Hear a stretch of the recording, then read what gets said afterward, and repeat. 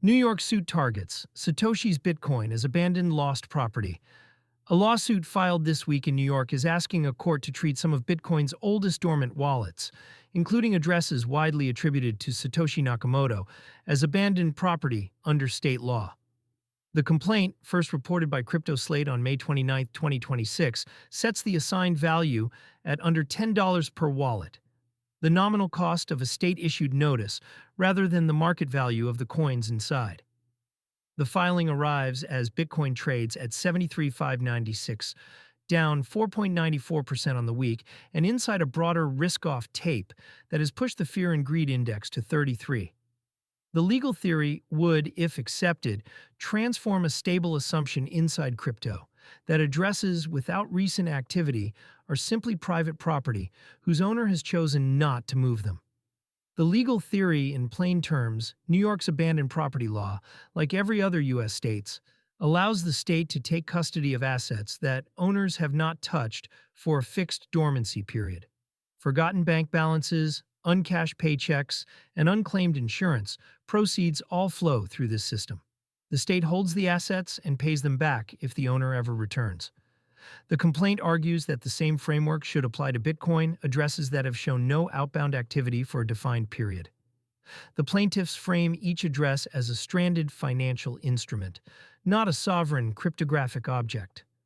Under that framing, the asset is not the underlying BTC, but the right to enforce custody of it, which they value at the cost of state notice procedures. That accounting is the most provocative part of the filing. By pegging the per-wallet value at under $10, the plaintiffs sidestep the obvious objection that the state cannot meaningfully take possession of coins it has no private key for. Their argument is procedural. The state can publish notice, accept claims, and eventually deem the address abandoned in a registry sense, even if the keys themselves are unrecoverable. The stakes of the Satoshi cluster. The wallets reportedly named in the filing trace back to Bitcoin's earliest mining era.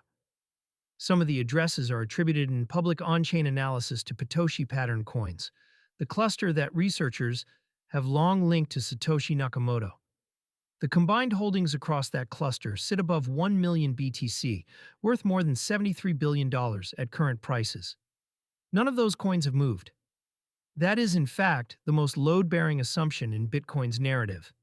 The founders' coins remain dormant, the supply schedule is undiluted in any practical sense, and the network operates without lingering insider risk. A legal regime that even nominally claimed authority over those addresses would force the market to reckon with whether that dormancy is a property of the protocol or a property of the legal system around it. The enforcement gap. A court order cannot move Bitcoin without keys. That is the technical reality the filing tries to work around, not deny. The plaintiffs are not asking the court to seize coins in any operational sense. They are asking the court to declare a status, which would then enable state administrative procedures to attach to the addresses on paper. If a key ever emerged, whether through key recovery, a death certificate filing, or a future court order against a person identified as Satoshi, the addressed coins would already sit in the state's claim registry. The narrower implication is procedural. The broader implication is reputational. A U.S. court declaring some portion of Bitcoin's supply legally abandoned would mark the first time a state authority has formally classified specific BTC as state claimable, even if enforcement remains theoretical. Market reaction in crypto context. Bitcoin's spot price has not reacted meaningfully to the filing as of writing, trading inside a 0.37% 24-hour band. The story is moving on legal media rather than trading desks, which is consistent with how courts move. Filings rarely shift markets, rulings often do. The filing is the latest in a wider pattern of legal experimentation around dormant crypto.